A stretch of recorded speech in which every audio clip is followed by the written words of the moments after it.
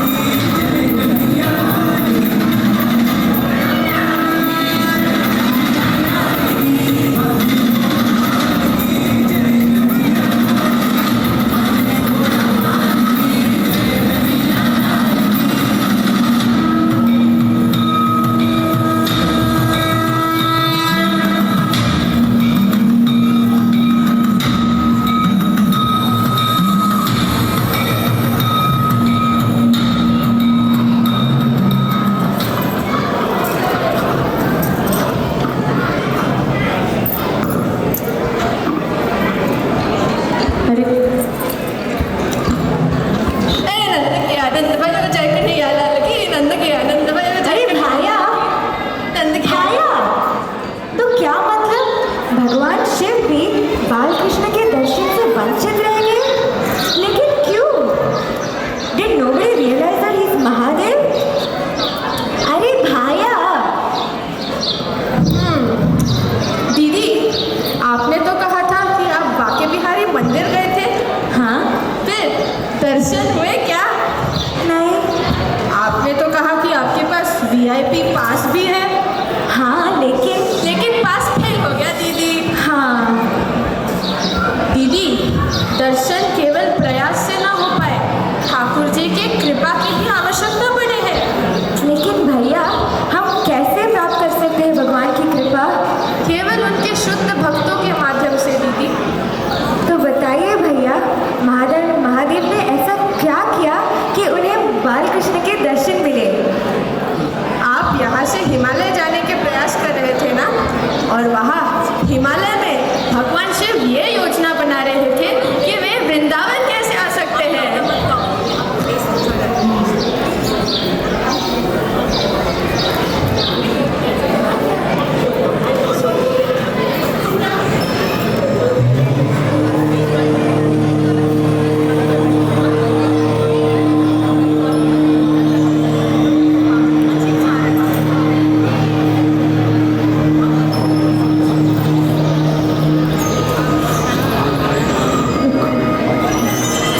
मेरे प्रभु श्री कृष्ण ब्रह्मा के एक दिन में केवल एक बार इस मृत्युलोक पर आते हैं, और उस समय कोई सौभाग्यशाली व्यक्ति ही उनके अद्भुत रूप का दर्शन कर सकता है। मुझे नंद भवन जाना चाहिए और एक बार फिर कोशिश करनी चाहिए।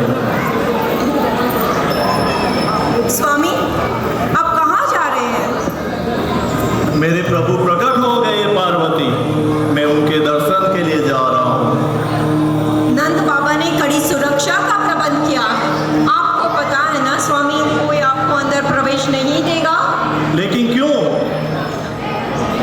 आपने स्वयं को देखा है स्वामी। मुझ में ऐसा क्या है जो ठीक नहीं है? कृपया आप इस रूप में मत जाइए स्वामी। ये जटा, भस्म और सर्पों को धारण कर, वरना नंद बाबा के घर में आपको प्रवेश नहीं मिलेगा। ये तो मेरा सुझाव है, बाकी जैसी आपकी इच्छा स्वामी। लेकिन जब हम अपने भगवान के दर्शन के लिए जाते हैं, तब जैसे हैं वैसे ही जाते हैं। हम कोई दिखावा नहीं करते।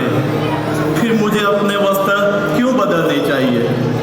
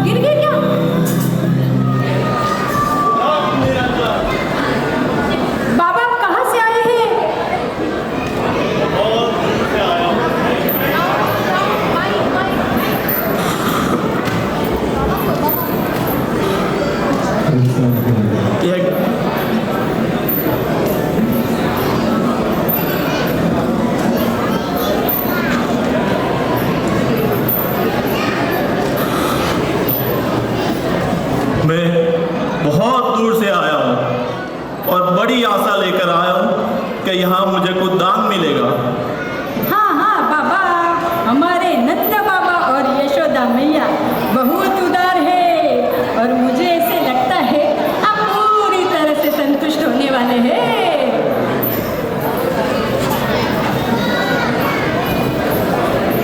यशोदा मैया, ओ यशोदा मैया। हाँ हाँ लाली,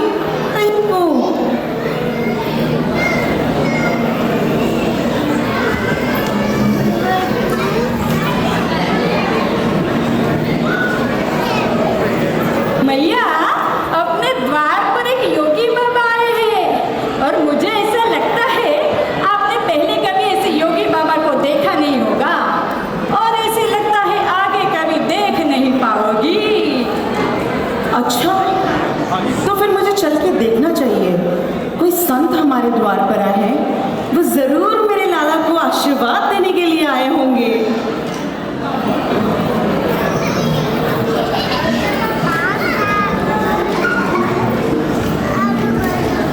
सौभाग्य, बाबा आप कहाँ से आए हैं? मैं बहुत दूर से आया हूँ, मैं कैलाश से आया हूँ। भोजन पाओगे बाबा? मैं इसका क्या करूँगा मैया, आज मैं स्वादिष्ट भोजन करूँगा, कल फिर मुझे भूख लगेगी। माफ कीजिएगा बाबा, मैं आपकी दक्षिणा लाना तो भूल ही गई। अरे मैया मुझे देखो, क्या आपको लगता है मैं यहाँ किसी दक्षिणा के लिए आया हूँ? और इस संसार में कौन धन से संतुष्ट है मैया? अच्छा, इसका मतलब आपको मुझे सोने के आभूषण चाहिए? हाँ, आभूषण, लेकिन साधारण आभूषण नहीं, मैं वृंदावन का असली आभूषण देखना चाहता हूँ। असली आभूषण? हाँ, मैंने सुना है कि आपको एक पुत्र हुआ है। हाँ बाबा। कृपया मुझे अपने लल्ला के दर्शन कराइए, मुझे और कुछ नहीं चाहिए। बाबा, मैं आपके लिए कुछ सोने के आभूषण लेके आती हूँ। अरे भैया, सच में मुझे आभूषण नहीं चाहिए, वास्तव में मेरे पास बहुत है। देखो मैया, मेरे लिए केवल ये पत्थर के टुकड़े हैं। बाबा, इसका मतलब आप कोई मायावी है या कोई राक्षस? मैं इतना ही दे सकती हूँ, ये लेना है तो लीजिए और अपना रास्ता पकड़िए। अरे मैया, इतनी निर्दयी मत बनो। बाबा, आपने अपना रूप देखा है? मुझसे वृद्ध महिला आपसे डर रही है। आपने सोचा है मेरा नन्हा सा गोप देख सर्पों की जयमाल डर जाएगा मेरा लाल? मैया चिंता मत करो, तेरा लल्ला कभी भी सांप से नहीं डरेगा। वो तो एक सांप पर सोता है और भविष्य में अपने जीवन में वो बड़े सांप पर नृत्य करेगा। बाबा, वो किसी सपेरे का बेटा नहीं, गोप का लाला है। ब्रज में बहुत से बालक हैं, जाइए और जाके उनका दर्शन कर लीजिए। अरे मैया, लेकिन आनंद तो तेरे लल्ला के दर्शन से ही मिलेगा, क्योंकि वो आनंद का स्रोत है। मैं कहीं नहीं जाने वाला मैया। एक बार मैं यहाँ ध्यान के लिए बैठ जाऊँ तो पूरा नंदगांव मुझे हिला नहीं सकता। मैं यही धुनी रमाऊंगा और यही बैठा रहूंगा। बाबा, आप धुनी रमाएं या धुना, मैं अपने लाला के दर्शन नहीं करवाऊंगी। ठीक है, ठीक है, कम से कम जब अपने लल्ला को द्वार से बाहर लेकर आओगी उस समय। नंद भवन में बहुत से द्वार है और जिस द्वार पर आप बैठे होंगे उस द्वार से मेरा लाला कभी नहीं जाएगा। ठीक है, मैं खिड़कियों से झांकूंगा, उसको दूर से देखूंगा। नंद भवन मैं नंद भवन की सारी खिड़कियां बंद रखूंगी। अरे मैया, कम से कम वो एक दिन खेलने के लिए तो बाहर आएगा। मैं उसके सारे सखाओं को नंद भवन में बुलाऊंगी। लेकिन वो कम से कम पढ़ने के लिए गुरुकुल तो जाएगा उस समय। मेरा लाला गुरुकुल भी नहीं जाएगा, मैं उसे अनपढ़ रखूंगी। अरे मैया, लेकिन वो अपनी शादी के दिन तो बाहर आएगा, है ना? बाबा, मेरा लाला घोड़ी नहीं चढ़ेगा, मैं उसका ब्याह भी नहीं रचाऊंगी। आप यहाँ बैठो, मेरे पास बहुत से काम हैं। राम राम। अरे मैया, क्या शादी नहीं कराओगी? मैं क्या बताऊँ आपको, भगवान अपने जीवन में कितनी शादियाँ करेंगे, प्रभु की लीला प्रभु ही जाने। और मैया, मैं भी प्रभु श्री राम का ही भक्त हूँ। जय श्री राम।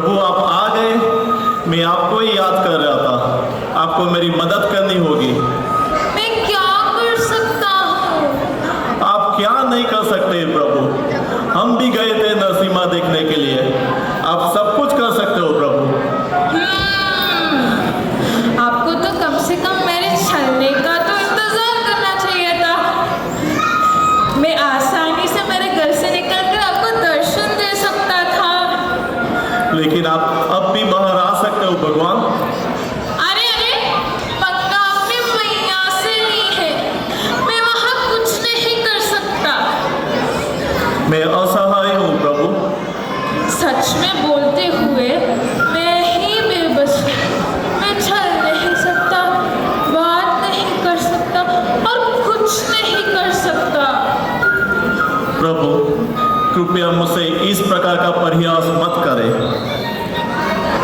क्या मैं आपको एक रहस्य बोलूं? मैं अपने भक्तों पर नियंत्रण नहीं रखता। वास्तव में वे मुझ पर नियंत्रण रखते हैं। परंतु देखता हूँ कि मैं क्या कर सकता हूँ।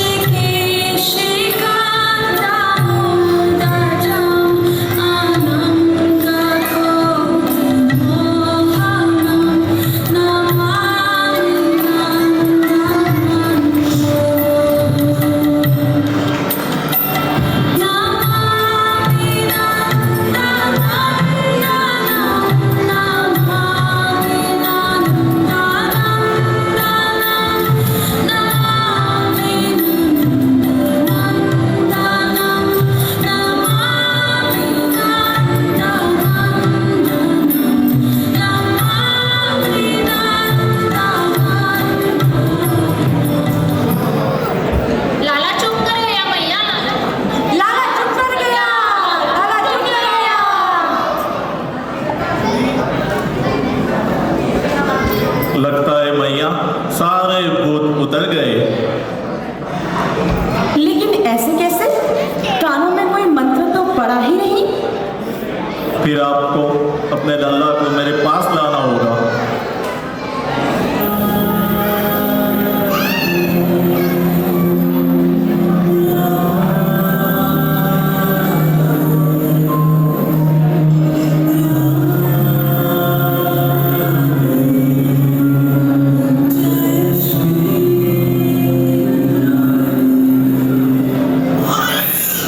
भूतनाथ बाबा की जय हो!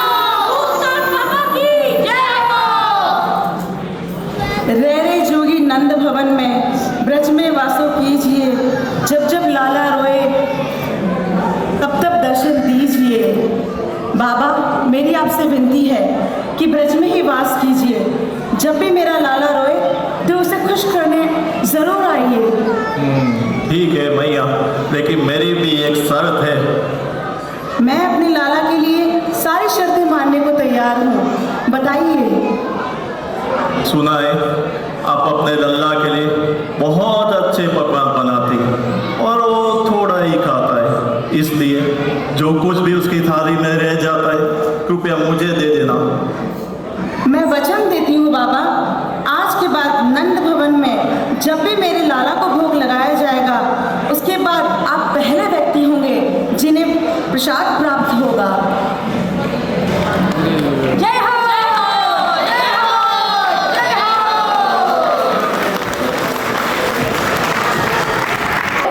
आज भी नंद भवन में कृष्ण और बलराम को भोग अर्पित किए जाने बाद भगवान शिव को दिया जाता है, जो आज भी नंद भवन में नंदेश्वर महादेव के रूप में रहते हैं और वृंदावन के तलहटी पर आशीश्वर महादेव के रूप में ध्यान करते हैं।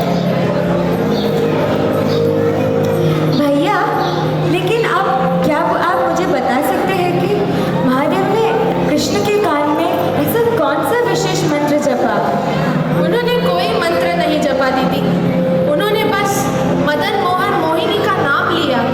उन्होंने बस कह दिया राधे राधे। यही तो श्रीमती राधा रानी के नामों की महिमा है। उसे सुनते ही कृष्ण प्रसन्न हो जाते हैं। तब तक कांचन गौरांगी राधे वृंदावनेश्वरी वृषभानुसुते देवी प्रणमामि हरिप्रिये। भगवान शिव की कहानी बहुत प्रेरणादायक है। उन्होंने उम्मीद नहीं खोई ना भैया। लेकिन हमारी पीढ़ी को सब कुछ सुपर फास्ट पसंद है। इतनी धैर्य, सहनशीलता, दृढ़ संकल्प मैंने कभी किसी में नहीं देखा भैया।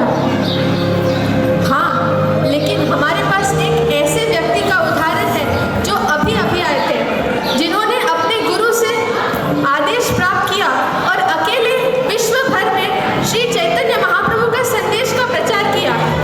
70 वर्ष की आयु दीदी, 70 वर्ष की आयु, एक अज्ञात भूमि, ये आसान काम नहीं था, ये बिल्कुल आसान नहीं था। फिर भी अपने गुरु और कृष्ण के प्रति उनके विश्वास की वजह से वे सारे कठिनाइयों को आसानी से पार कर पाए। जिस प्रकार नंद महाराज ने कृष्ण के आगमन का महोत्सव मनाकर सारे ब्रजवासियों को आनंदित किया, उसी प्रकार हमारे प्रिय श्रील प्रभुपाद ने संसार भर को कृष्ण देकर सभी को आनंदित किया है। तो आइए इस पावन अवसर पर, जन्माष्टमी महामहोत्सव पर और हमारे प्रिय श्रील प्रभुपाद के आविर्भाव दिवस पर जो हम कल मनाने वाले हैं, यह संकल्प लें कि हम उनके प्रति हमारा कृतज्ञता व्यक्त करें। कृष्ण के नामों का जप कर, शास्त्रों का अध्ययन कर और कृष्ण भावनामृत को विश्व भर में पहुंचाने के कार्य में सम्मिलित होकर बोलिए हरे कृष्णा कृष्णा कृष्णा हरे हरे, हरे राम राम राम हरे हरे। श्री प्रभुपाद की